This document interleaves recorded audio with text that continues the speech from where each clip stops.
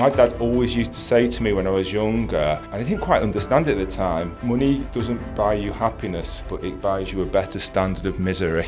A lot of people who win the National Lottery end up with nothing. 78% will lose it all within 5 years. Is it enough? I don't know. Will it be enough, and what might happen? And so having that trajectory to say, if you were to...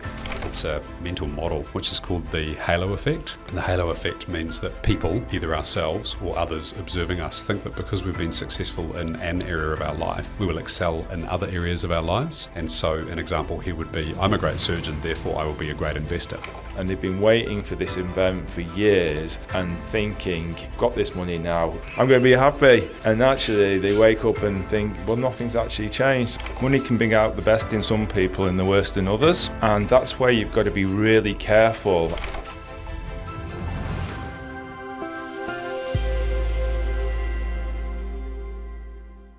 Today on the show, we have Nick Crawford. He's a director of The Private Office, which is a wealth management and advisory firm.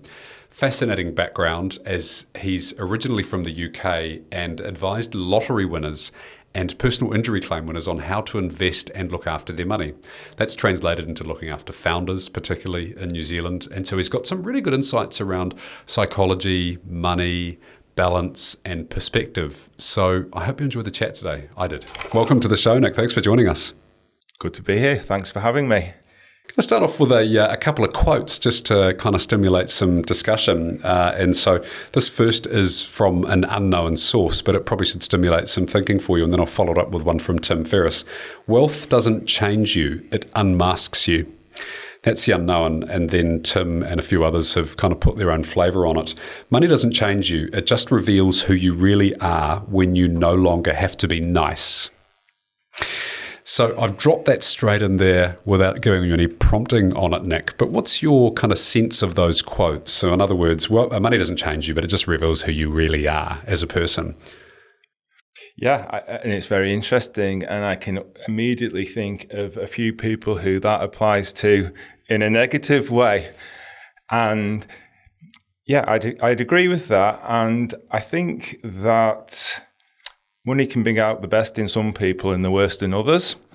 And that's where you've got to be really careful. And the things that I'm thinking about is where people with money get an arrogance, and that's something that I think we all don't like to see in people, where the rules may not apply anymore. The rules that we all have to follow to get through in life, maybe people don't think they have to apply to them. And that's where you can get unstuck with your reputation. And I think reputation is more important than anything. Yeah.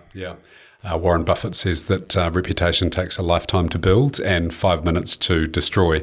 And I add to that to say that reputation is the only thing that we can genuinely, authentically leave behind as a legacy, because it is the way that people talk about us when we are no longer around. And, sure, if we're in America, we might have a building named after ourselves. That's more your ego than it is necessarily your reputation. Yes. But here it's the things that people say when you're not in the room or are no longer of this planet, so to speak.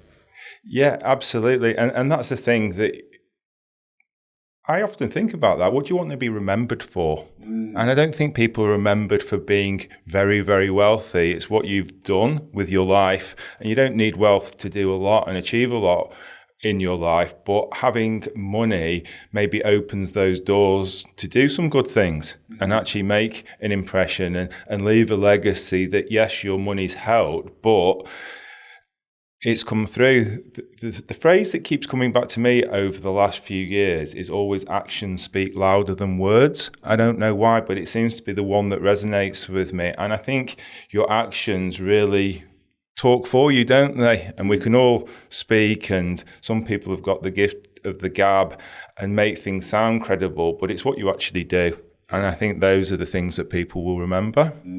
Thomas and Jefferson said that the older I get, the more attention I pay to not what a man says, but what he does. Yes. And so that's actions speak louder than words. And so this is a cryptic beginning to a conversation. I'll contextualize it right now. So Nick, you're a owner and a director of a company called The Private Office, and you're in the business of helping people protect and expand their wealth.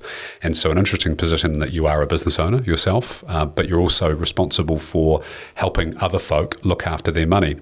So what is a thing that the wealthy understand about money that others are yet to learn? And by others, I mean those that are not necessarily in the position of being wealthy or ultra high wealthy. Yeah, I think there's sometimes a thought that when you get wealthy and you have the wealth, all your other problems will disappear and life will just be one long, happy, if not partying, then just enjoying yourself with a gay abandon and everything will be fine.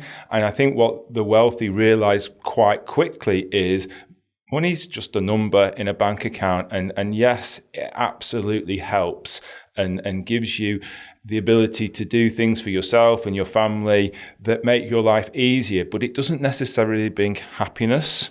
And I think that's what people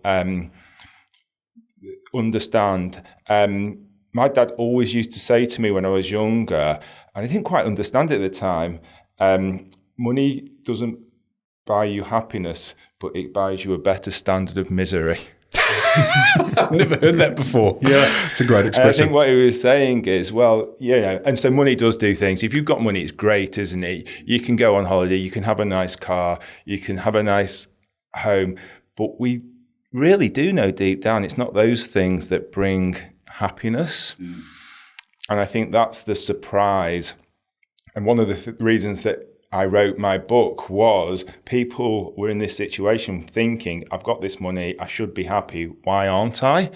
And that's really a question I was trying to answer and then help other people with. We'll come back to that. I'm really keen to unpack that book at a certain point. Yeah. I recall hearing about a study that was done in the States, and so we'll normalise that back to NZ dollars. It was your under $60,000 per year, then each incremental $10,000 increase, you go from 30 to 40, you're going to be kind of 25% happier. Yes. 40 to 50, another 20% happier, and then 50 to 60, 15% happier if my math is correct. But then over that number, you actually don't see any change whatsoever. So in NZD at the moment, that's about up to $100,000. And so, in other words, once you get above a certain level of quality of life, and $100,000, whilst it's more than the average, it certainly wouldn't be considered to be classically wealthy. So a degree of higher income is going to give you a better standard of living and probably make you feel a little bit happier. But there's a point at which it caps out. And it's not that high in reality. Yeah. Certainly not the numbers that people would think of as being high wealth. So let me ask a question in that case, Nick. If wealth doesn't make you happy, what does make you happy? I think it is the relationships you have with people and the experiences that you go through in life. And so what wealth can do is help you have those experiences, but it's the means to an end.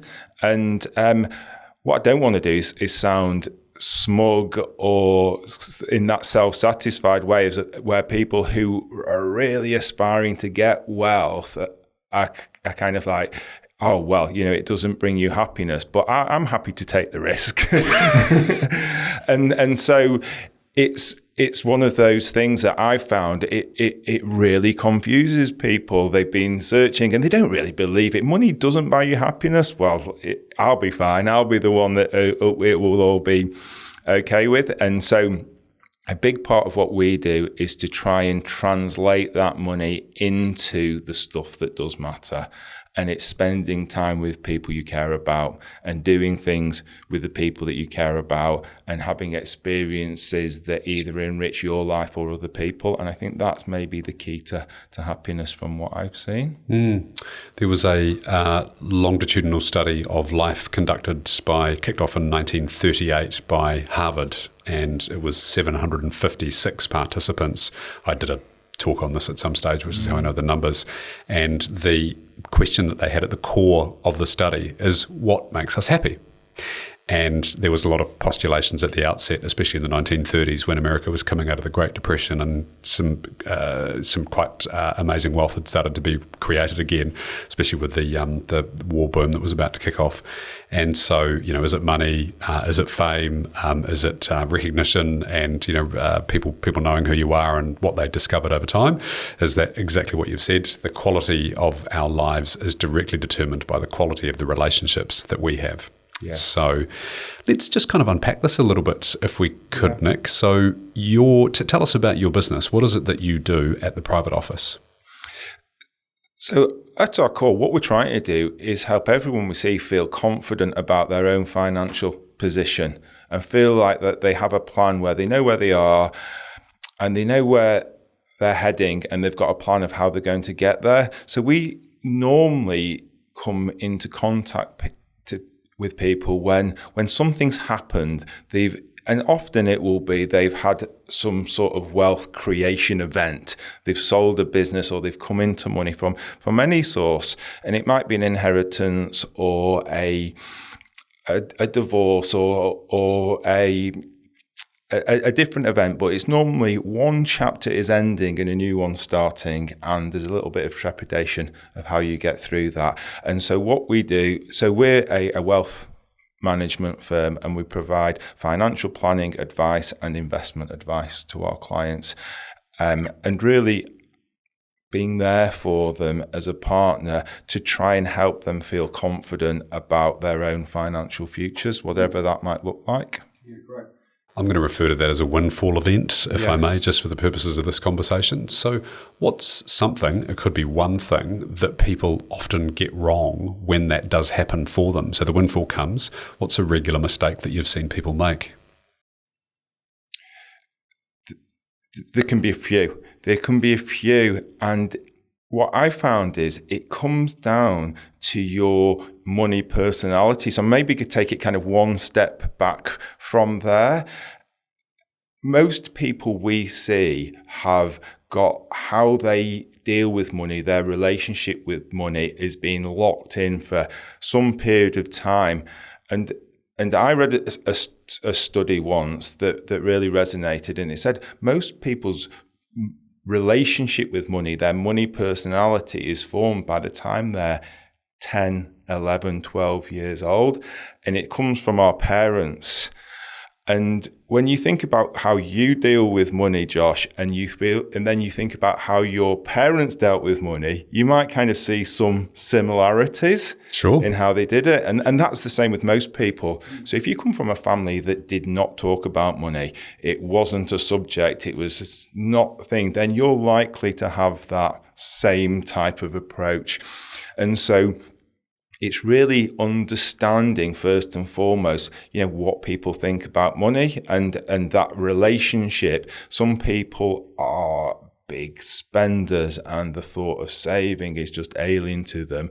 Other people, and we know these people who've got so much money they could never spend even a tenth of it, still watch every single penny. That's the way they've been brought up, and they wouldn't feel comfortable doing that. So what we try and do is work out what that money personality is and then help them avoid the mistakes that particular money personality often falls into, if that makes sense. Yeah. So for the real, for ease of the conversation, the hoarder type of money who's got lots, just try and encourage ways where they might loosen the purse strings a bit and enjoy the money without the guilty feelings that might bring.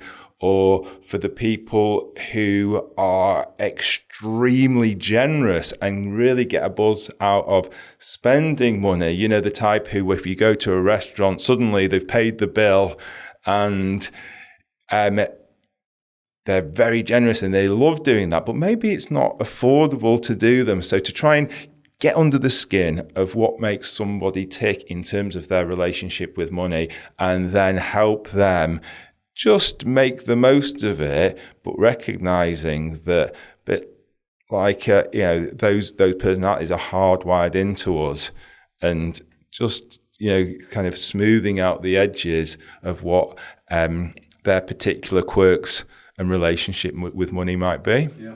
So what I'm hearing you say is that the coding that we've been given as a child unwittingly, Yes. we will bring with us to that windfall event, and then, like it or not, it's going to be the way that our behaviour will manifest once we've received that money into our bank account.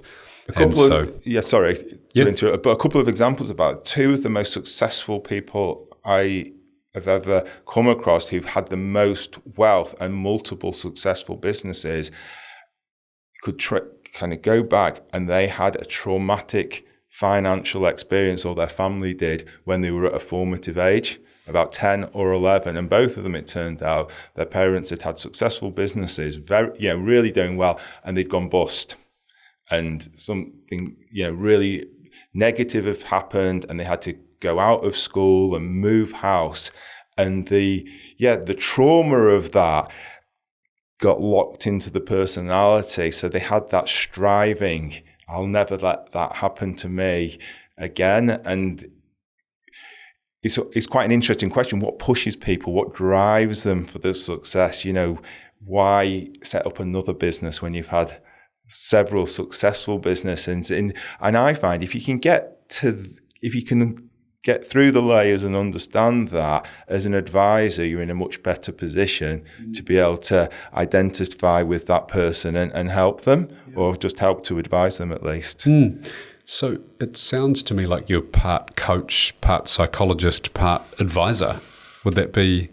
I think that's why I like the job. Yeah. So my mum was a nurse, so very caring person. And I think the most important value I try and impart on the people who work at the private office is we're a caring company. We care for each other and we care for our clients, and we want good outcomes for ourselves, and we want good outcomes for our clients. And so I've definitely got that, but then was very interested in statistics.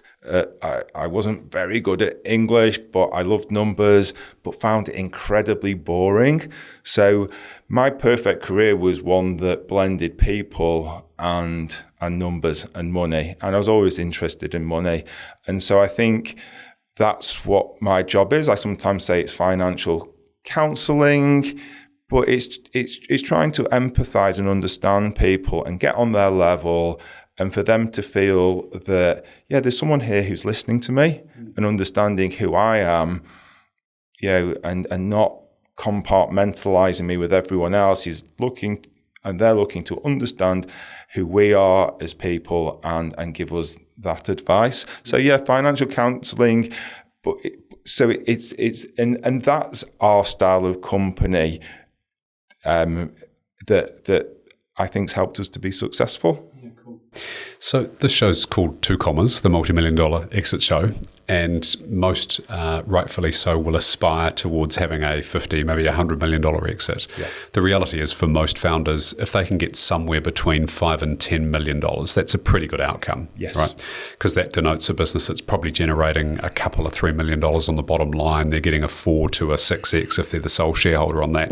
So that's a pretty good outcome. So let's just imagine a scenario. So I'm keen to understand on the audience's behalf how this kind of works and what kind of experience they could anticipate. So imagine I'm a founder and I've just gotten a $7 million check, and let's imagine that I've got a debt-free home and I've probably got a couple of investment properties, standard kind of Kiwi investor sort of mentality. Yeah. What would be the kind of dialogue that you and I would have? What questions should I be pondering before coming to see you? People are often surprised because what they think they're going to do is talk about investments and markets. Where's should I be in America at the moment because of Trump? What about Europe? How are bonds doing? And they're often quite surprised that we're not talking about any of that stuff. We're talking about them and what's important to them. What are their goals and objectives? And now they've had that liquidity event. How have things maybe changed? And so what I'd say to someone who has just sold a business and got $7 million and maybe paid the mortgage off as well is say, congratulations, because you're in a fantastic position. And what's next? What do you want to do now? And really just listen as closely as I can to what they say.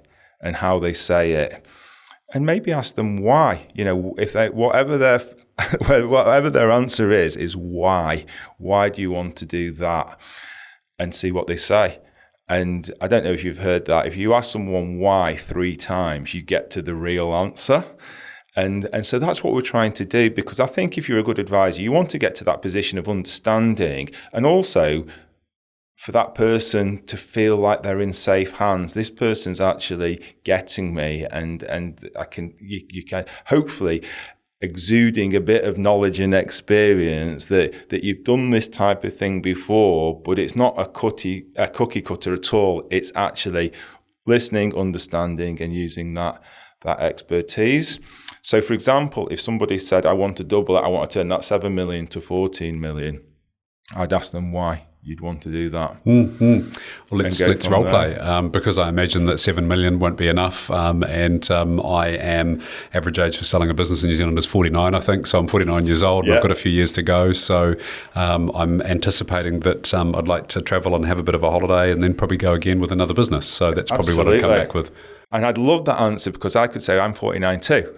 So I can know exactly where you're talking about. And then, so my response to that is to say, what we recommend everyone has, and what we found has helped people feel confident about their financial future, is having a plan.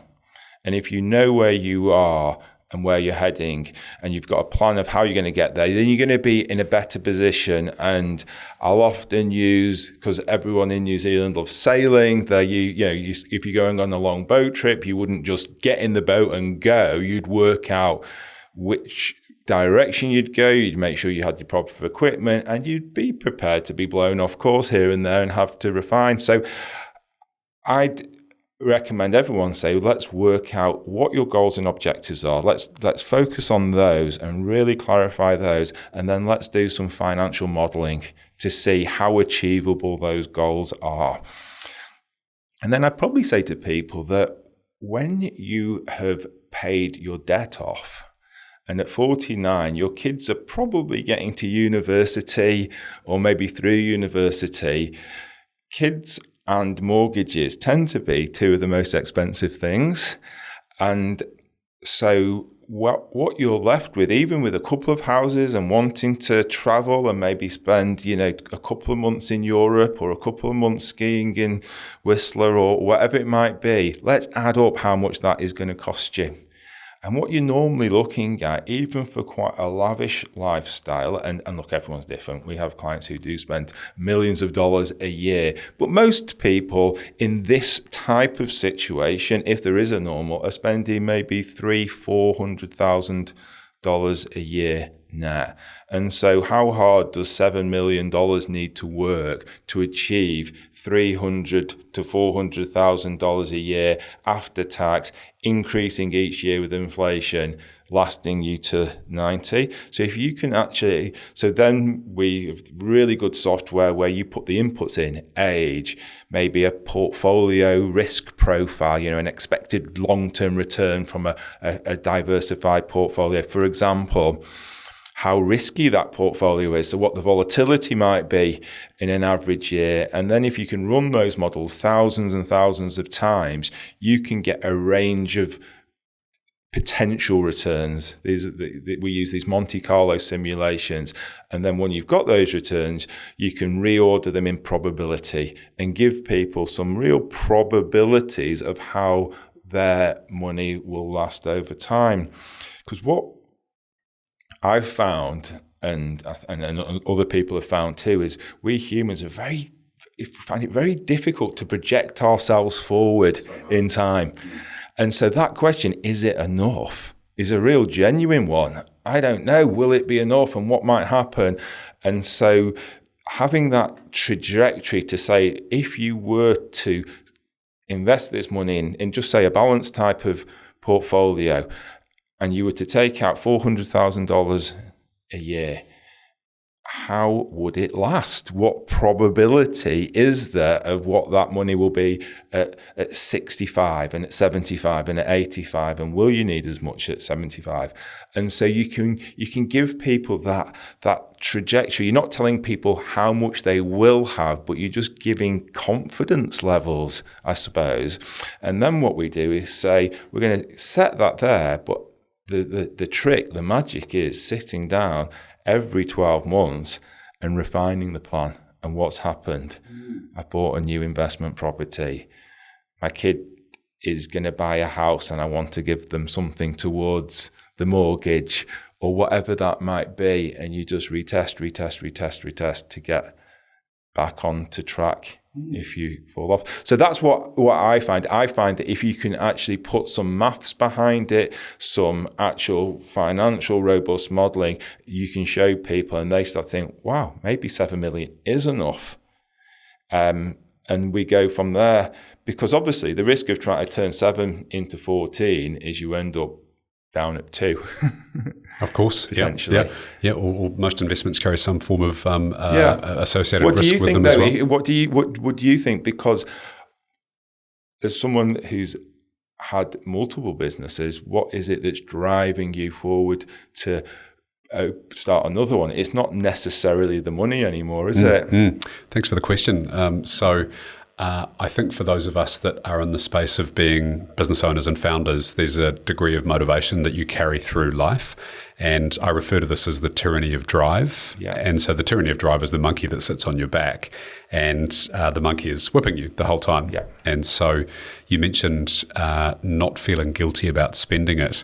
There's also a not feeling guilty about doing something productive. Yeah. And so my experience with most founders is that they, once they've gone and they've done a thing, they have the mindset, unless they're in their 70s, but even then they sometimes don't have the mindset of, I'm probably going to do something else again and maybe do multiple things again. Yeah. And there's different types of businesses that you can start. So in this world that we live in today, everyone talks about a startup. I've done a startup. Yeah. I'm very clear about what a startup is. It's solving a problem that hasn't been solved before or solving it in a way that is unique. And so it's the building not just product, but building customer awareness, building market space. A lot of people talk about, I don't know, I'm going to go and set up my IT consultancy specializing in Salesforce, and that's a startup. It's not a startup, my friend. That's a glow up, because it's an existing business model. People have Salesforce. They want to pay for that. Yeah. And so they're very different in terms of tension and pressure. The genuine startup is a version to hell and back again. They're a very, very, very difficult business to start and to build. And so as an experienced guy who's done it a few times, I probably wouldn't do another startup. Yes. But I do other businesses, absolutely, because I kind of go, I can see a space and see where there's an opportunity and do an arbitrage kind of play. And so back to answer your question, for me, like many others, there's a combination of kind of the motivation monkey, it's on the back doing the whipping. There is the desire to continue going and do the next thing and do more. There's the notion of idle hands make devil's work. Yeah. And so it's difficult to make your hobby into your life and your lifestyle. I've had the semi-retirement thing twice, 42 and 47. Yes. And whilst they were really enjoyable periods of my life, I knew that they were enjoyable because they were going to come to an end at some stage. Yeah. And it's like a holiday. One of the reasons a holiday is amazing is because it's defined. It's 4, 6, 8 weeks, whatever you're lucky enough to have. And so you know that at the end of that period, there's the return to some form of normality again. Whereas if normality is not that normal and you're kind of working 3 or 4 hours a day, but you're not really working. But if your holiday is then, your lifestyle is your holiday and you start drinking at 10 o'clock in the morning in your normal life, for example, then you kind of haven't got near this, connection to what's really going on. Absolutely. I had a great conversation with a guy, Shane Brealey, who had a very successful construction company, sold it, formed a incredibly successful development company, as in property development company, and gifted it to Simplicity Living, to Sam Stubbs and Co. That's a charity, by the way. Yeah. And so had done very, very well, financial wealth, and he gave the company free of charge, 0, and 10 years of his life beyond that date, committed 10 years of he and Anna, his wife's time. And so, he's very much one of those people that goes, well, I need to be doing something. Yes. I don't need the money anymore. And so this is providing a return for people. Absolutely, he doesn't need the return anymore, but it's also providing affordable housing, like proper affordable housing, not the thing that gets talked about. Yeah. So I've roved from talking about having something to do to having a bit of a purpose to, focusing on the next venture. So there's a range of things. So yeah, and I think that the word you just said there is purpose, isn't it? You need to have that. But it sounds like that you went through the journey of semi-retirement and then realised, no, I actually have to get up and do something, and that's something here a lot. And actually, and you'll know this better than me, the way a lot of founders who've been successful because they've been involved with private equity, that's the area that they want to get involved in. We get a lot of questions about investing in private equity. They've often had private equity investment in their business, so they know people, and they get their sort of next kick by being involved in private equity. What I always try and say is, if you built that wealth, then think twice about betting the farm on the next thing, and maybe an insurance policy, some fallback money is a good idea. And so just let me ask you that. When you've gone to the new ventures, do you need the all or nothing kick, or is it no longer necessarily about making the money? And I've seen some harrowing stories about people who've had 70, 80 million and felt bulletproof and lost, if not everything, almost everything. So I wonder if you can have both. You can have the money put away, just working in the background, and then have the excitement of the reinvesting. Apologies for the interruption, and thanks for listening to the show.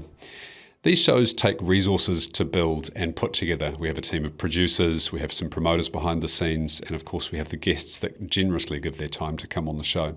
My only ask of you is that you go and check out my website. I advise founders on how to build value and how to navigate the exit process successfully. We have a diagnostic on the website. There's an ebook that I've written. There's a free chapter of my upcoming book, Wantrepreneur, on there. So I'd just urge you to take a couple of minutes and go and check out joshcomrie.com. Yeah, my personal philosophy is absolutely. It would be somewhat crazy, actually, to have that sort of windfall and then go and invest it all into the next venture. That's an Elon Musk style play. Yeah. So a lot of people know that he was in PayPal, and his personal stake in the share of PayPal was $120 million. And he put basically all of that. He actually bought himself a McLaren, which he said that he should have kept because it's gone up in value since that time. I think I've seen the video of it being delivered. Right, that's pretty cool, huh? And young Elon, geeky Elon, and one of his many wives.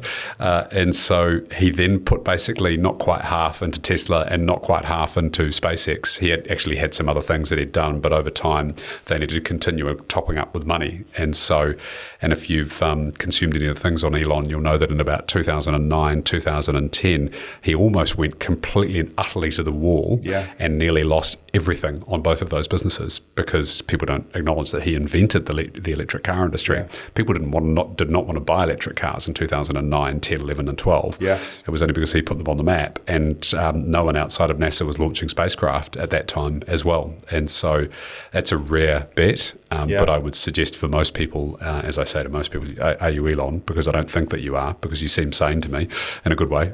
And so, I totally believe in putting some aside, hedging your bets, taking some money off the table, whatever analogy works for you, but being sensible with that money that you've worked really hard to create. And especially if you're talking about that level, I mean, we were talking about $7 million, which is... I wouldn't put it in the category of life-changing, because you're not going to go and, live a lavish lifestyle for the rest of your life and buy a big boat if that's your thing. Yeah. It may be for some people, but I probably a slightly different number. And so at that level, you'd be like, well, why don't we put 4 or 5 or 6 away in, sensible, varied investment classes, and then take 1 or 2 into the next thing, and then go and raise some money to top up the coffers to enable others to get onto that journey as well.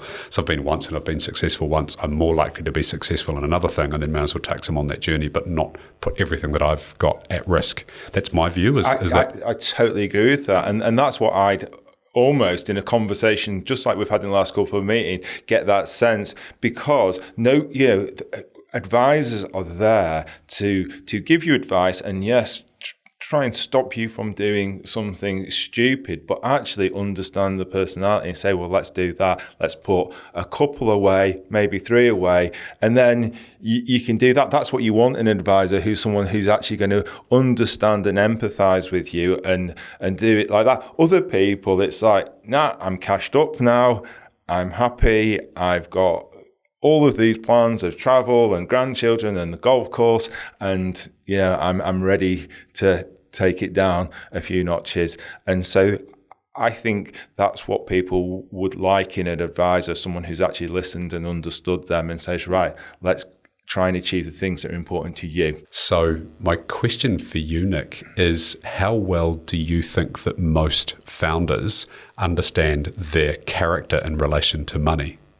I think that having too much of an ego can create some really bad investment outcomes. Yeah, I agree with that notion completely. I think it can create some bad outcomes in life in general, actually. Yeah.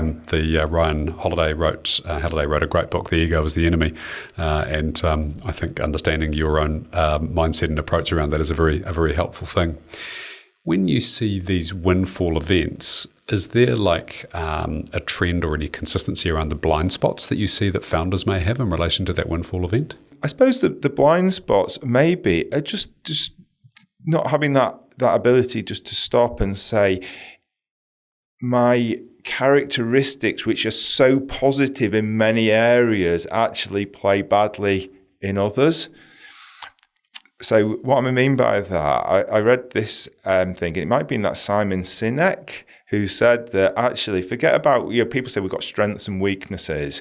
We've actually got personality characteristics.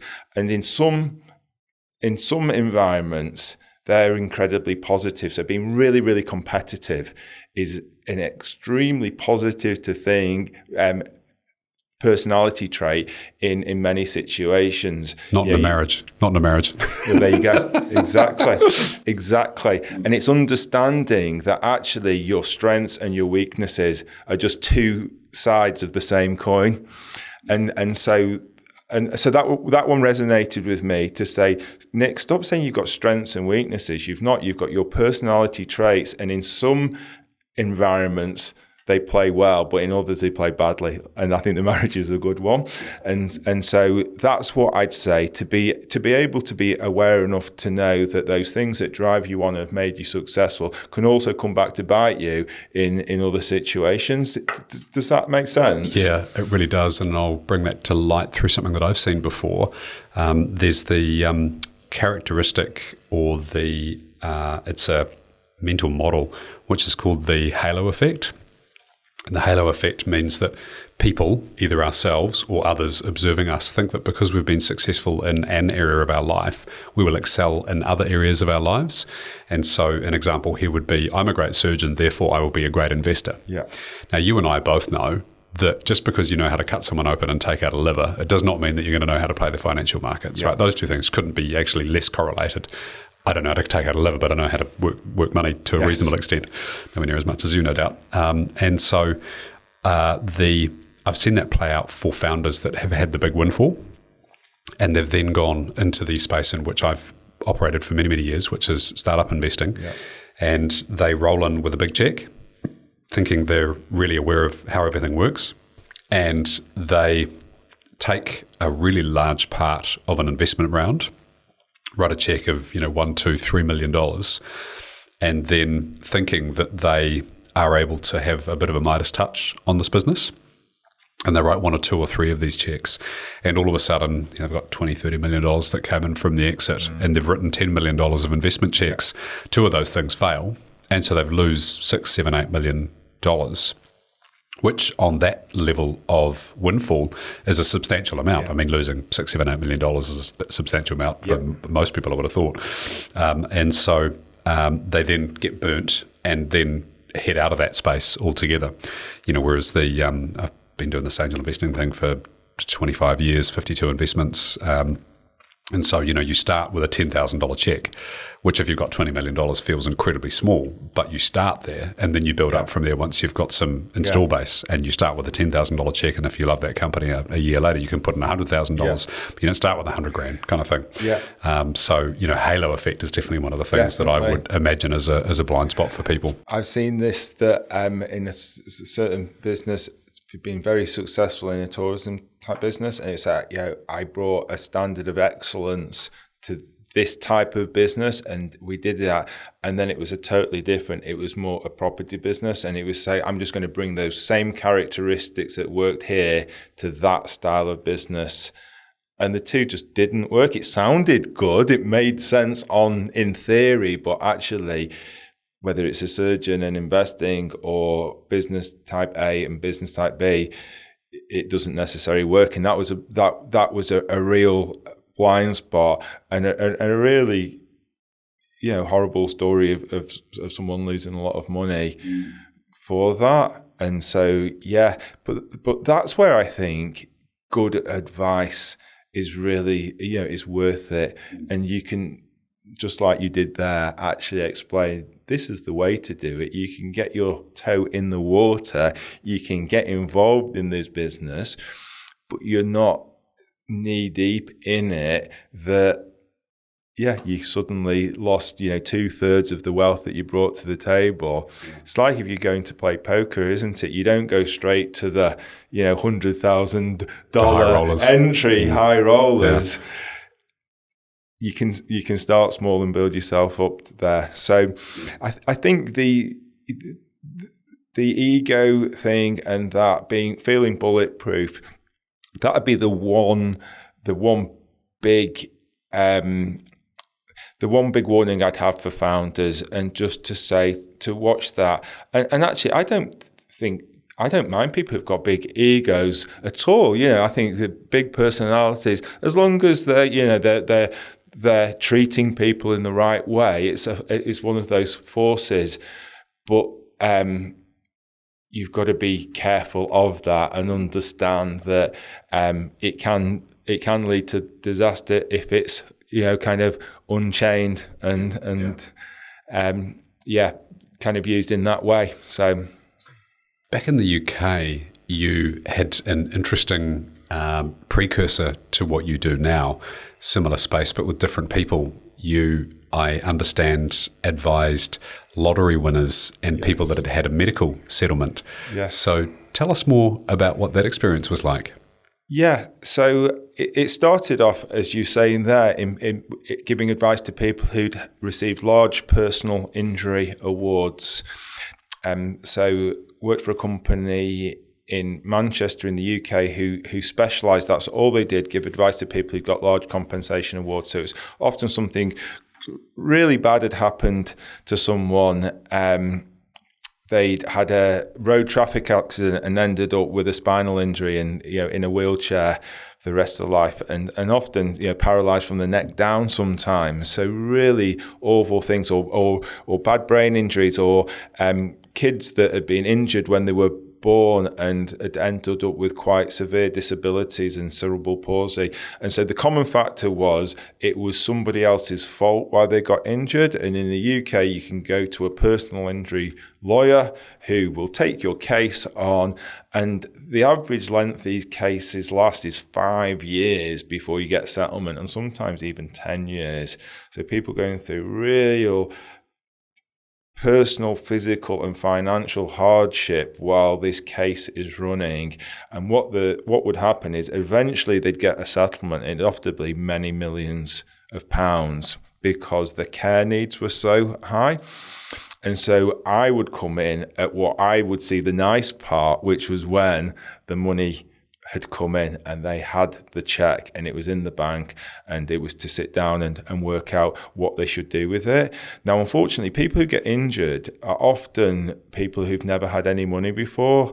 They're working for a dodgy employer who's put them on a roof without proper scaffolding in the rain, and they've fallen and injured themselves. So often they'd never had any money before, and they've been waiting for this event for years and thinking, I've got this money now, everything's going to be better.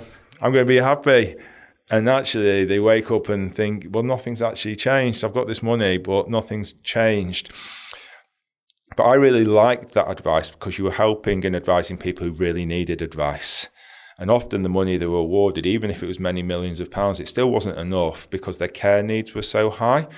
And the adaptations they needed for the house and the car and the ongoing cost was so high that you had to be really careful. So you had to have these plans that I was talking about earlier. That's where I really got into that planning side of things to try and work out what do you need, what have you got, and let's see how long it's going to last.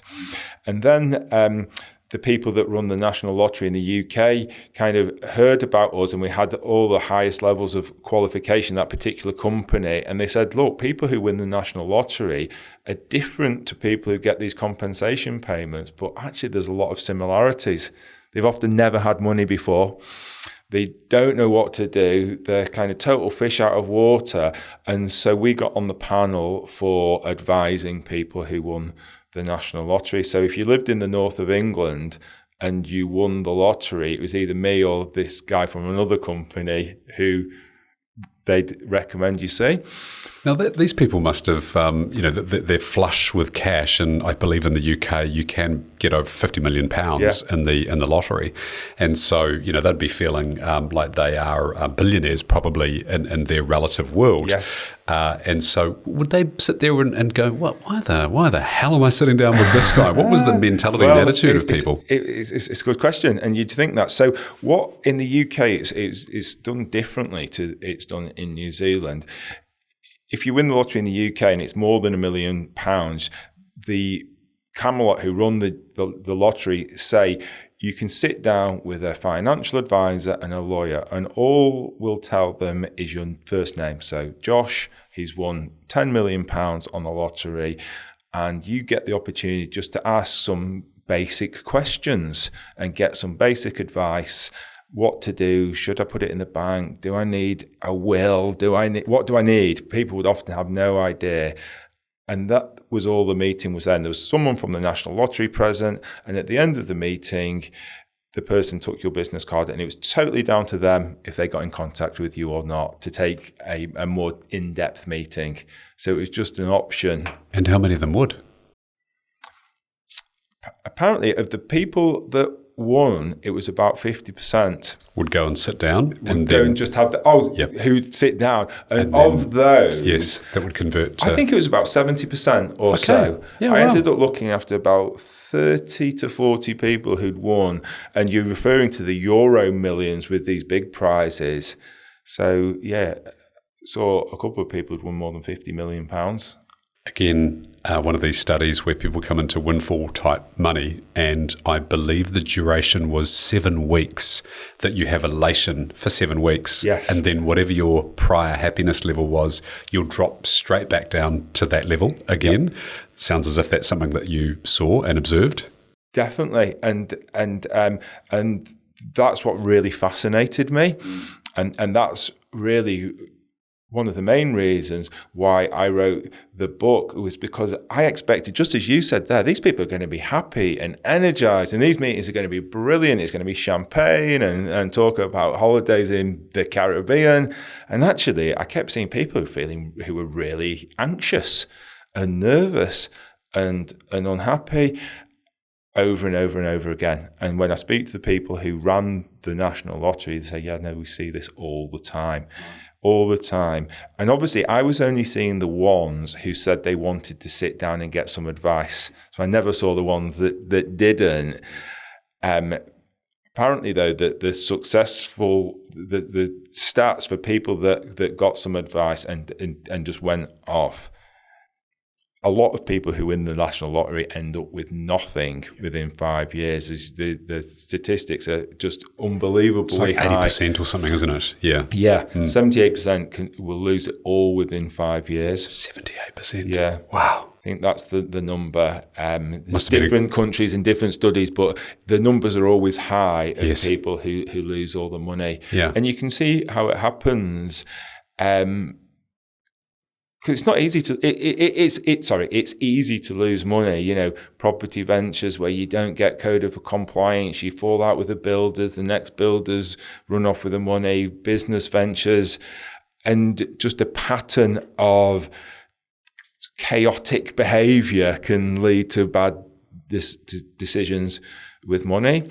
And so, but people at first, the reason people I found were finding anxious is because they didn't know why they were feeling like that. Yeah, I've got all this money. I thought I'd be happy and I'm feeling miserable. And it's to your point, I think, that after 7 weeks, it's not news to anyone else but you. Everyone's else has gone back to work, gone back to their normal lives. And you're kind of sitting there thinking, what do I do now? Mm-hmm. And you talking about working in your situation, you know, and semi-retirement, it's like, well, I don't want to retire now. Mm. I don't, and people think, well, you have to, you've got this money. So that...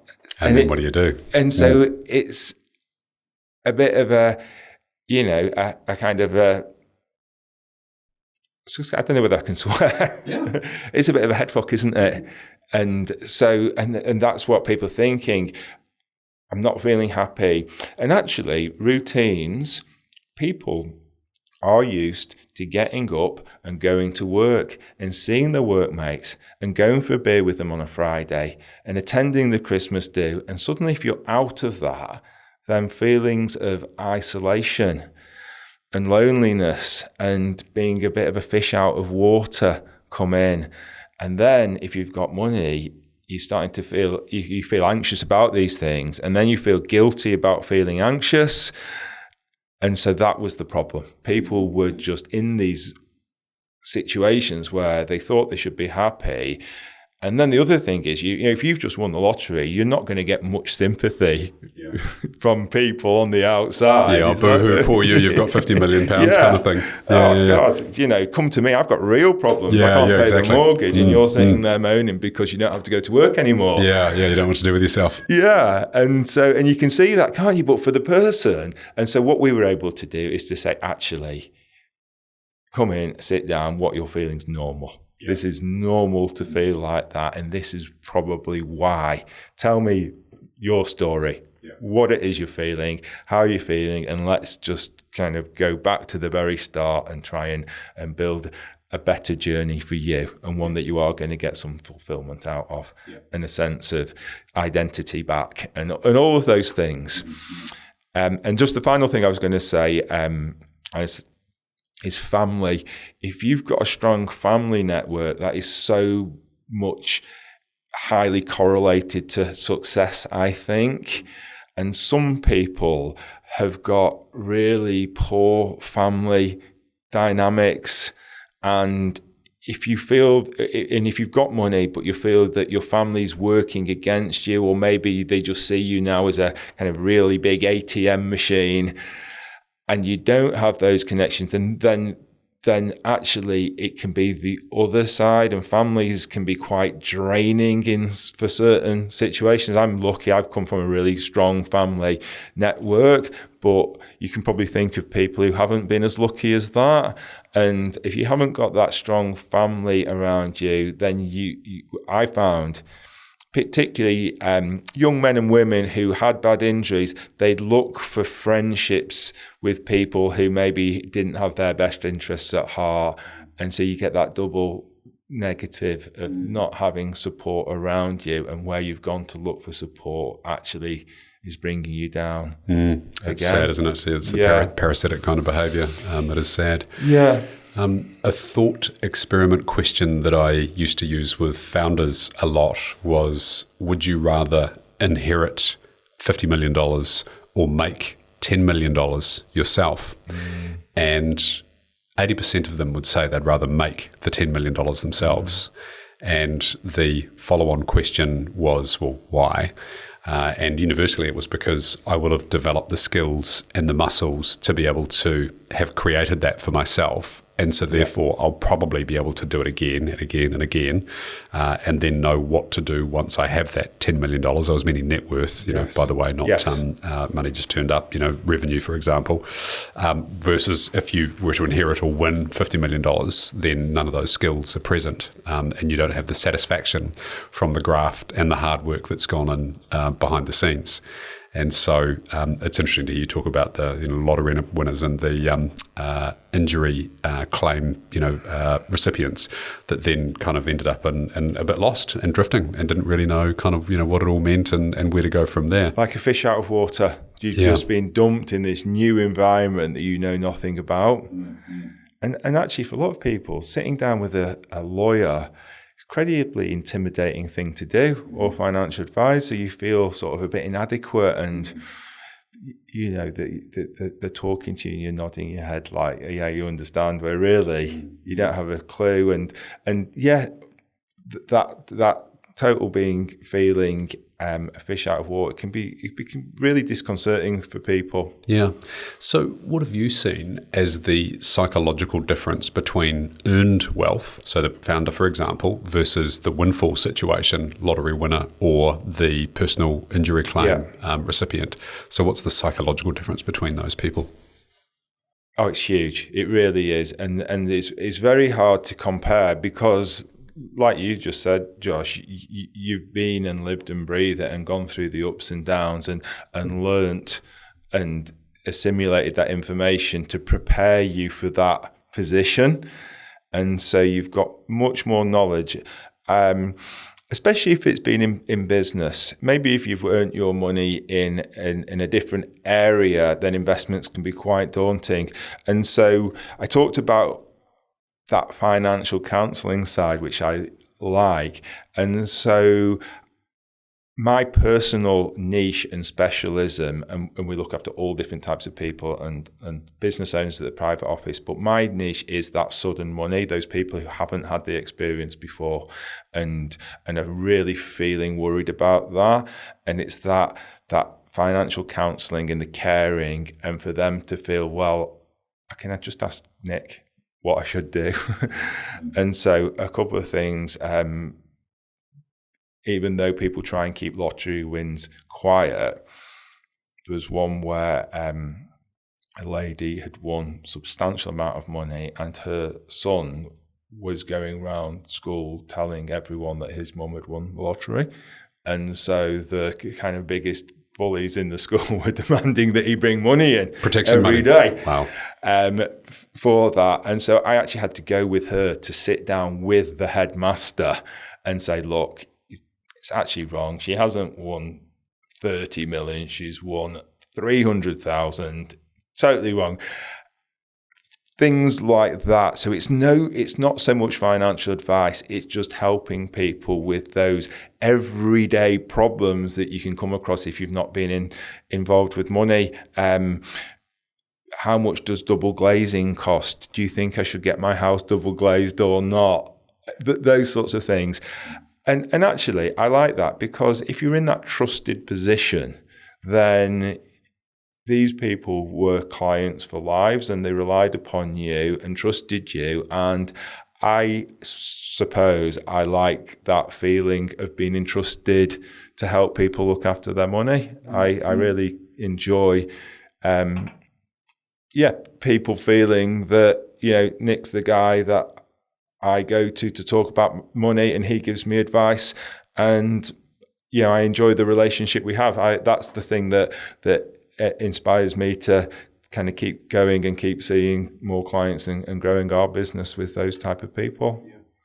If you had the opportunity, hypothetically speaking, to sit down with founders and ask them to maybe 3 questions before they went through the exit journey, so before they sold the business and received the check that was coming at some stage along the journey, what would those 2 or 3 questions be?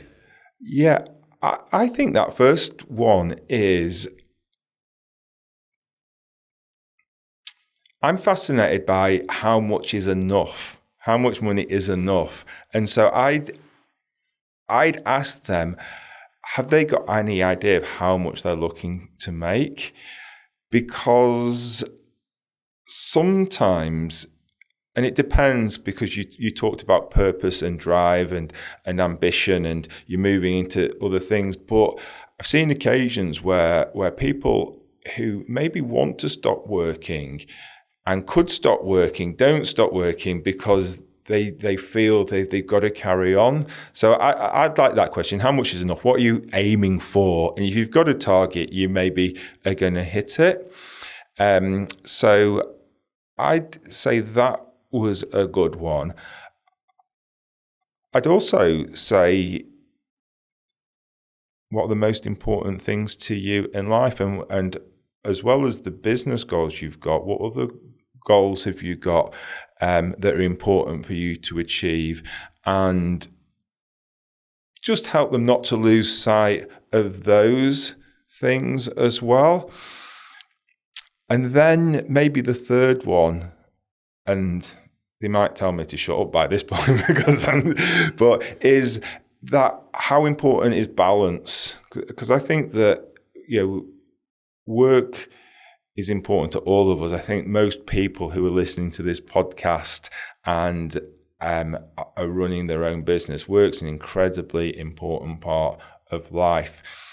But I also think that we've all got families, and then we've all got our own personal part of our lives, whether that's going to the gym or going for a walk or golf or just relaxing on the beach.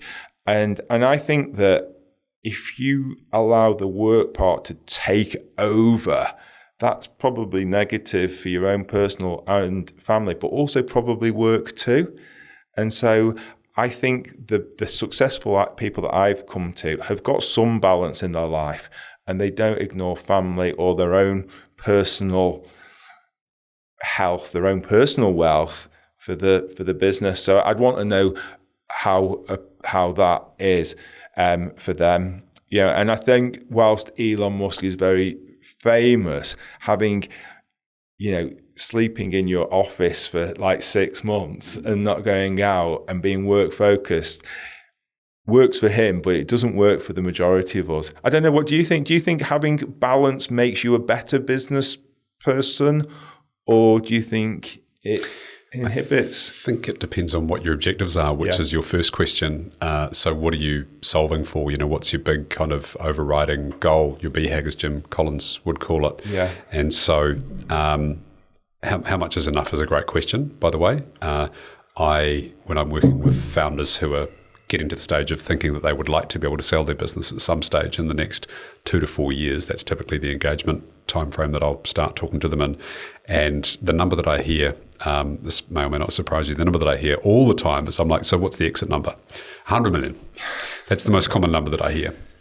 And I'm like, okay, so we're turning over 7 at the moment, or we're turning over 15 at the moment. And so let's do some backwards mathematics here. So we're going to have to, 10x this business to be able to even get close to that sort of number. And if we look at the last 5 years of growth, it's probably going to take you another 35 years to get to that sort of level. Is that a commitment that you want to be able to make to this thing? And so we get into the conversation, not dissimilar to the type of conversation that you have, just framing it effectively for people. So I don't think a lot of folk have the perspective on what it is that they're working towards, why that number is necessarily the right number, the important number. I had a guest on the show who's a good friend of mine, maybe about 6 or 8 weeks ago, and the number that he's heading towards is 100 million. He can't answer as to why that's important, even though he already has a substantial amount of wealth, but that's just the number that he's got pegged in his mind. And so he'll probably get there. In fact, he will. But along the way, there'll be some sacrifices. And to come back to your question around balance, I think that if you aspire to be a well-rounded leader, a pillar of the community, you use that well-used phrase, someone that has an important role in your family and is not distant from your kids or from your siblings, whatever's important to you. And if you want to live that kind of well-rounded life, then balance is vital. But if you just want to get $100 million, then And if you can answer that question credibly enough as to why that's important, please don't say a Gulfstream jet. That's a terrible idea. In my mind, maybe it's not for everybody. Some people clearly want to have a Gulfstream jet. But if you can get real clarity onto why that number's important, and to me that means being able to give some of it away and be able to create an environment that's a cool thing and share some of it in other forms with different people, then those are all kind of reasonable sort of answers. Yes. So, and do you think if you could show them on a kind of financial model that if they got 20 million, they'd have enough money to do everything they wanted for themselves and their children, that would change things? Or great question. I think that most people would go away and ponder that, and then either they would get to the next hurdle and fly over it. And Stephen Hill was at the jumper at the Olympics, the Kiwi that won the high jump gold. Yes. And there was that moment where he just didn't even execute the jump. He just ran straight underneath and didn't even get close. And there was another one where he hit the bar and he was not even close to it. And then there was a moment where he sailed all the way over it and he was almost 20 centimetres above the bar. And you could see him looking down at it going, why the hell did I set it so low? Yes. And so if they have that moment, then they'll probably keep on going to the 100. Whereas if they run straight headlong into the hurdle or jump underneath the bar, then it may give them pause for, consideration.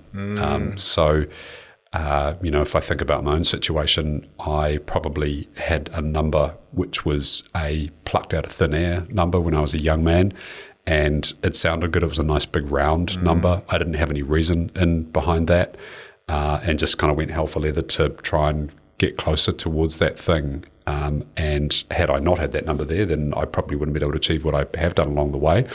But I've also had to make some sacrifices, as we all have. Yes. And look, I really believe that too. I think that setting a high target and then increasing it is exactly the right way to go. And people who are motivated and driven, if you give them a target, they'll hit it. And so I really agree with setting challenging targets. And human nature is to do that. Set me a target here and I'll hit that. Set me one here and I'll hit that too. So I really believe in that. And I think what you're saying is, but sometimes experience will say, let's just not pluck a number and kind of focus on that. Let's maybe try and kind of reverse engineer it and get to that. But yeah, the challenge has got to be worth it, hasn't it? Oh, it does. Yeah, because every decision has consequences and every objective means, big objective means challenges and challenges mean sacrifice. And so if you're aiming for the big thing, then you'll either get there through unscrupulous means, which is, let's not even talk about that, or you'll just have to slave and slog your way towards achieving that and hope that you will get there along, as part of that journey. And so being super conscious as to what you're prepared to sacrifice, I think, is something that a lot of people don't do, actually. Yeah. Hey, so you've written a book to help people understand money. I have a copy down here. This is Sudden Money. I think you've got a copy over there as well. Yes. So what's the premise of this book, Nick? So yeah, sudden money and how to handle it. And it really came back from that, initial confusion that I had as a younger man, that why people who'd come into all this money weren't feeling very happy about it. And why time and time again, I'd see people who were feeling anxious or feeling guilty about the money. And then I realized that for a lot of people, money and a big sum of money where you've got responsibility can be a real kind of psychological and emotional roller coaster. And so what I wanted to do was write a book that would actually empathize with that. And again, people were saying, no one's going to feel sorry for me or even understand me. I've got this money. I'm the last person in the world anyone's going to feel sorry for. So what I wanted to do was actually call out to those people and to say just some lessons that I'd seen from advising people that maybe other people could take out of it. So things like, I think it's really important if you come into a windfall just to take your time. people are always encouraging you to get into the next big thing, and you've got to get it now. And if you wait, you'll miss out. And just to take your time. So that was the first question. And then who to tell and who to trust, and the importance of a plan, and what to do when people ask you for money, and conflict between couples, and that sort of thing. So just to try and have a little bit of a guide where maybe even if one chapter resonated with someone who had some money but was just not feeling too comfortable about it, and so each chapter has got a little case study at the end where I try and sort of bring out what I've said in the chapter with a real life case study, about how people maybe handled things well or handled things badly. And so, that was the purpose, just to try and help people in that way. You'll like this, the page that I've opened it to, I just flicked through and I got the importance of a plan, which is what we spent quite a lot of this conversation focused on. Yeah. How do I get a copy of this book? Okay, so it's actually available on Amazon, but actually what you can just do is email us at admin@theprivateoffice.co.nz and we'll send you a copy. From the very start, we've said that all proceeds from the book go to the Mental Health Foundation of New Zealand. So it's your choice to make a donation to the Mental Health Foundation of New Zealand should you want to. But if you just get in touch with us at the private office, we'll put a copy in the post for you. Amazing. admin@theprivateoffice.co.nz. Correct. And Nick Crawford, you're on LinkedIn, I presume, as well, and obviously the private office. I really appreciate the varied conversation that we've had today. I thought that we might be talking about bonds and stocks and yields and crypto, which I love all of those things, but we've actually had a much deeper conversation about psychology and meaning and purpose, and those things also really resonate with me. So, Nick, I'm really grateful for you coming on the show today and sharing your wisdom with the audience. I appreciate it. Thanks, Josh. I've enjoyed it too. If you enjoy these episodes, I hope you do. I love filming them, and the guests always say what a great and often cathartic experience it is for them. Then please do like and share. Hit me up on LinkedIn. I'm open to connect requests, and occasionally I get emails from people as well asking me about my experience around certain subjects. So please do like and share and continue to follow the show. I really appreciate your ears.